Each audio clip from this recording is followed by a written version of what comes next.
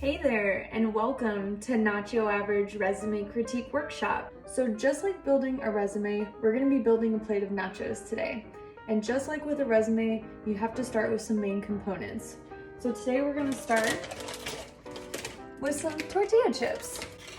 So starting with tortilla chips is really important because it's like on your resume how you're starting with a blank sheet of paper.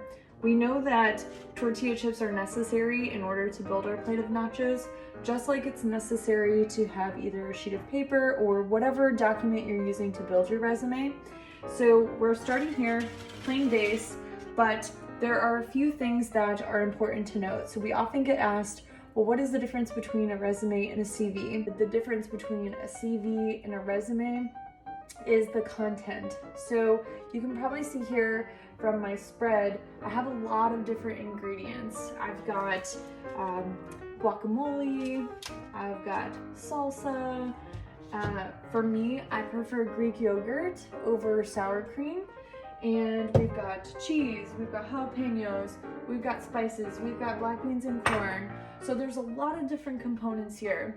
And obviously I may not be able to fit everything onto this plate, so it's gonna change what I'm actually adding or the amount that I'm adding to my plate of nachos. So when we think about the difference between a resume and a CV, it's a lot like that. And that is really what we think about when building either a resume or a CV is who's the audience, what are they gonna wanna see, and that's how we kind of base what we're gonna be putting on the plate. So that's the focus today.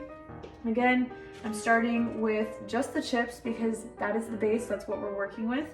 But as you know, with nachos, there are a couple main ingredients that we definitely want to put on there that are what we call staples.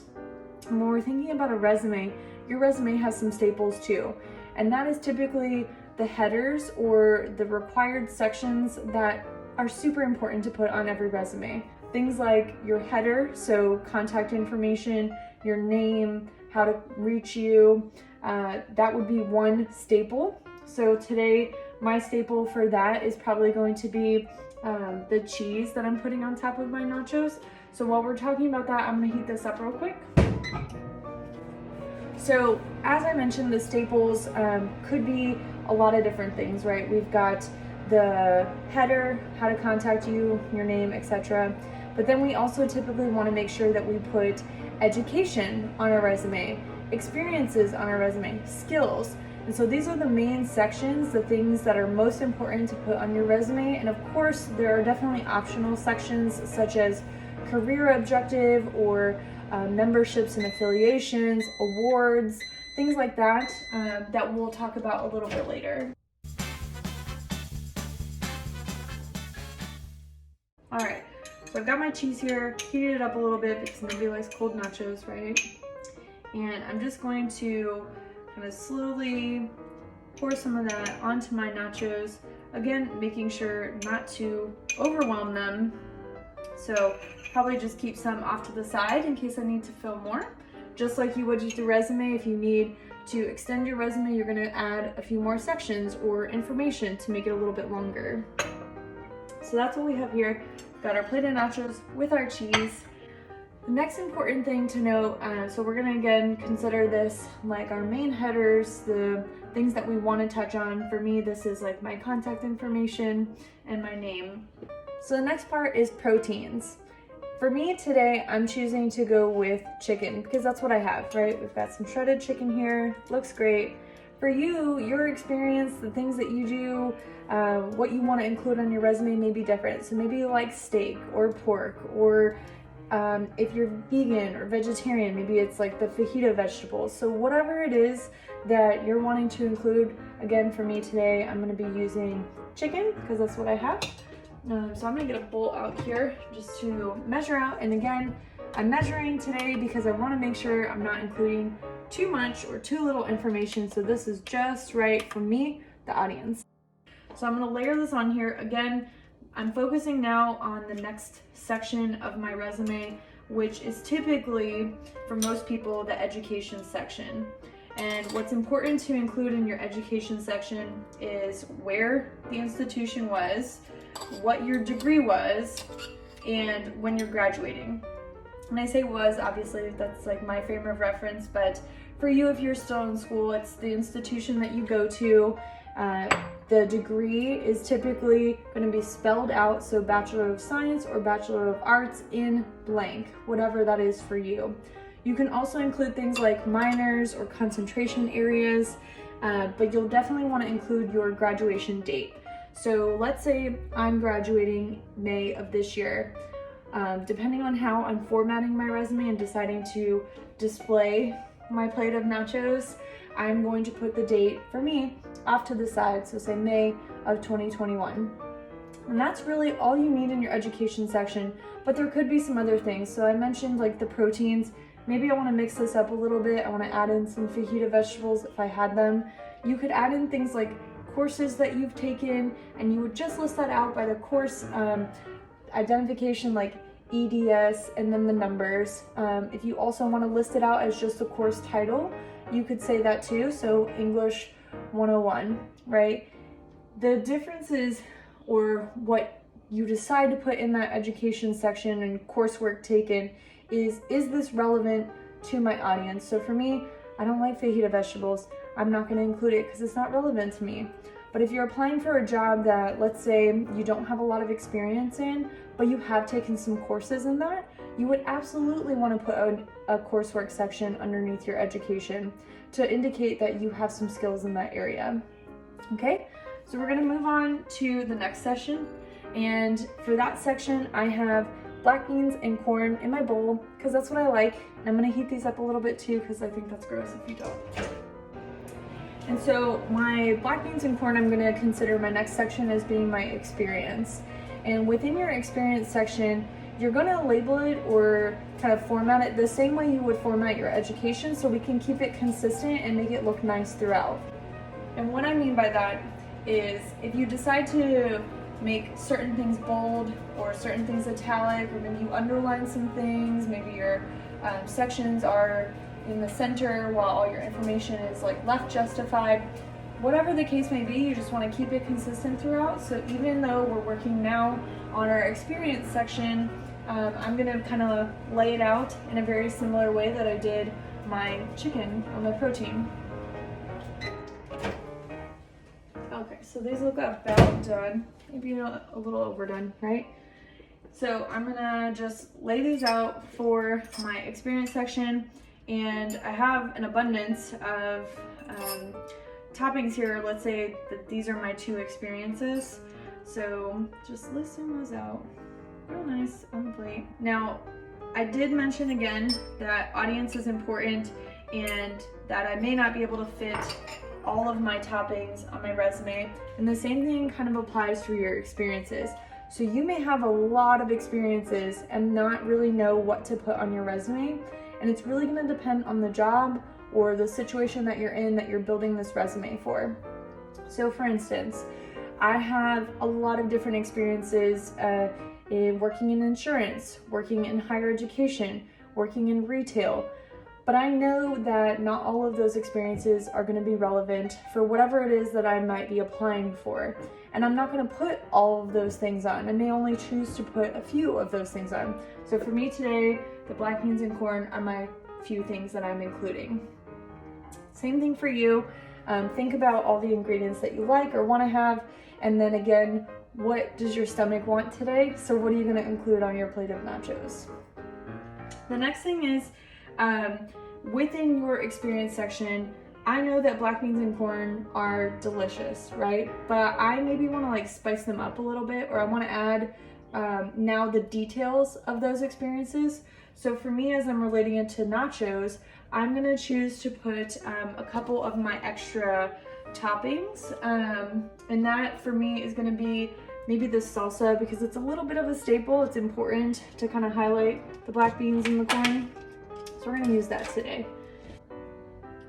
So a little bit of salsa here, not too much because I don't want it to be overwhelming, and I know I have a lot of other toppings that need to be included.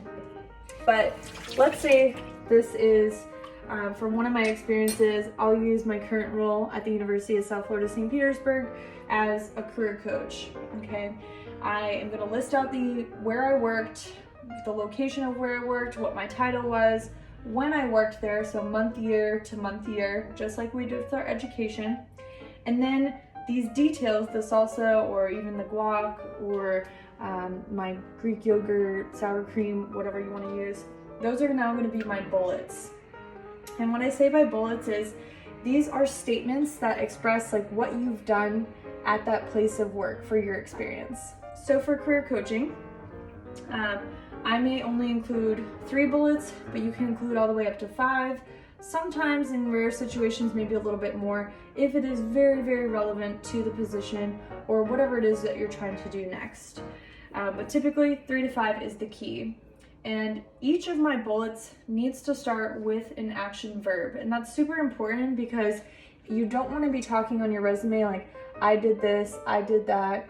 It's showing action. So, coached students, right? That might be a very basic thing that I've done, but it doesn't really tell the employer enough about me. And just like I'm adding this on here, it doesn't quite tell enough about my black beans and corn. So I'm gonna add a little spice to it. So I've got this today, and I might say, instead of coach students, I might say how many students or how often I coach students, or put more context around it. So what does it mean to coach students? In what regards, what aspects? So I may say coach 5 students per week on career development principles.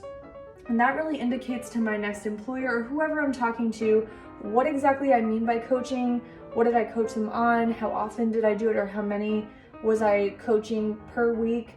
So you can kind of see how we can amplify a very simple statement, coach students, to include a lot more. And I want you to do that same thing on your resume, or as you're reading through your resume, really thinking about, have I expressed to the employer exactly what I mean by this, or is it relevant for what I want to do next? So I mentioned, a lot of times this can be very overwhelming. There's a lot of information, a lot of things that you've done, but not all of it will be relevant for what you're trying to do. So for instance, my role is 2 parts. I also do employer relations. But if the next role that I'm applying for or trying to do is more student focused, one-on-one coaching, I may not include as many of those employer bits and pieces of my job on this particular resume or plate of nachos. Okay, so for instance, I have some jalapenos here. Jalapenos are delicious and I love them on nachos, but for this plate of nachos, it may not be as relevant. So I'm gonna exclude this today and not use it. We're gonna just leave that off to the side. The next thing is focusing on like how many experiences do you include in that experience section. And that's really dependent upon person to person. It also depends on what exactly you're applying for. So I always say just be relevant. If you don't think it's relevant for what you want to do next, it probably isn't. So you don't want to include it, okay? The other thing is, depending on how long your resume is getting, bullets or experiences can be another way to tailor it down, as well as just formatting in general. So typically, like a Word doc is about 1-inch margins all around. You can make that as small as 0.5 margins. For me today, my plate, it is what it is. I know I can go, so far on the plate in order to fit this, but I also want it to look clean and nice so that it looks delicious and I actually want to eat it when I'm done making it. The next part is, I mentioned additional sections that you can use. So we've kind of like built this out, but we need to add the details. So for me today, more details are going to be the guac and the Greek yogurt. And I may start by thinking about what skills do I have? And skills is a really important section because you'll probably notice when you're looking at job descriptions that they're asking you to do certain things or to have knowledge about certain things in order to do that job. You may have it or you may not. Maybe you have something that's related, but that's why a skills section is so important, as well as your bullets, because a skills section is really for the hard skills. So the programs, languages, special certifications, things like that you have that are more tangible than, say, communication skills. We're going to showcase communication skills through our bullets by talking about it or dressing it up in a certain way that expresses communication skills.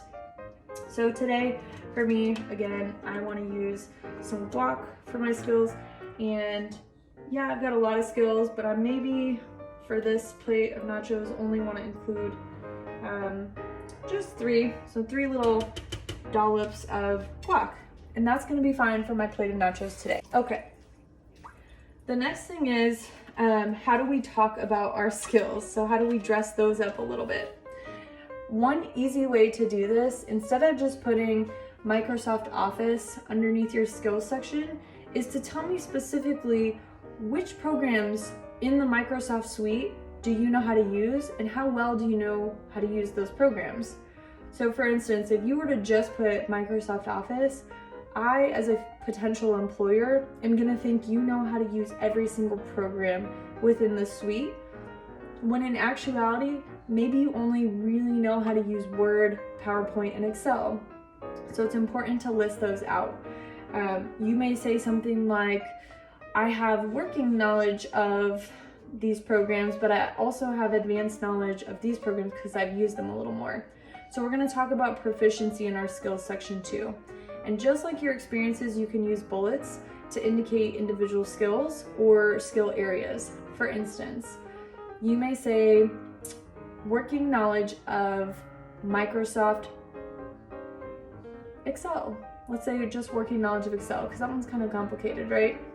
So working knowledge of Excel. But now you have a separate bullet for advanced knowledge of Adobe Photoshop, okay? So it's a totally different skill, totally different proficiency level, and you can list those out separately.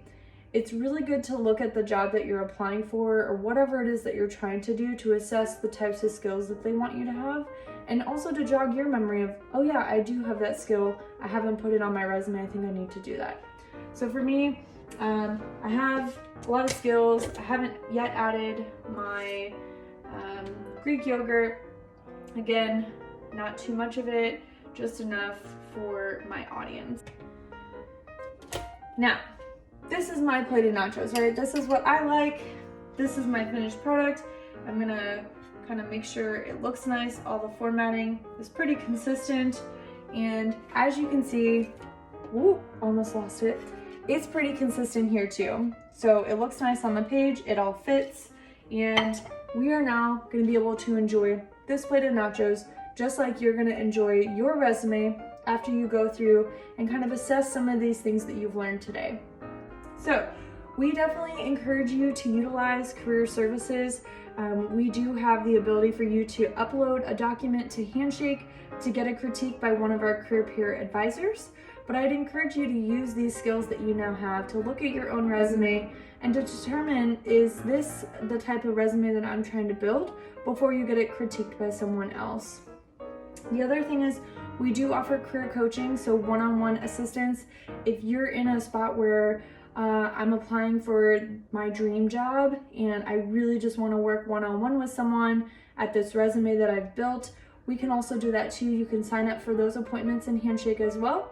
And then of course, stay tuned for any other events and programs and things that we have going on in the Career Center to help you. You can find us on Instagram at USFSP Careers, or you can find us in Handshake. We often post all of our events as well as employer events, job fairs, you name it, it's all in one place for you. If you have any questions, please feel free to reach out to us at USFSP Career Center at usf.edu, or you can call us at 727-873-4129. And absolutely feel free to visit our drop-in hours, which are 2 to 5, currently being held virtually, but will also be available in office when we return to campus. So I hope you enjoyed this presentation today. If you have any questions, reach out to us, and hope you have a wonderful day. Thank you.